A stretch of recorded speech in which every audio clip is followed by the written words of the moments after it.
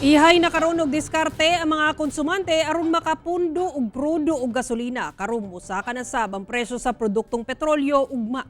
Ani ang report.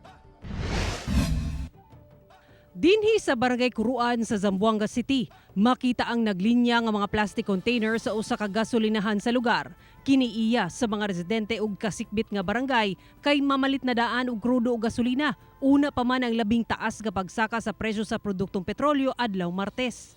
Ang Barangay Kuruan anaa sa 50 ka kilometro ang gilayon sa Central Business District sa Zamboanga City. Busa mapasalamaton si Kuruan Barangay Kagawad Ronaldo Angeles sa tag-iya sa gasolinahan nga wala gihord ang petrolyo ug padayon kining gibaligya sa katawhan una ang pagsaka sa presyo. Sa Kidapawan City, dram-dram ang gipangdala sa mga nagpatubil sa gasolinahan sa Crossing Manga poblasyon nga nagpatuman og diskwento sa ilang produktong petrolyo ni adtong Sabado.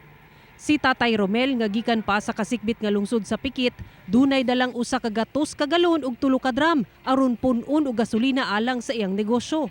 Naabtan sabog 7 ka oras kining si Jerry nga gikan pa sa Arakan una na patubilan nga miabot sa kapin 300,000 pesos ang gibayran.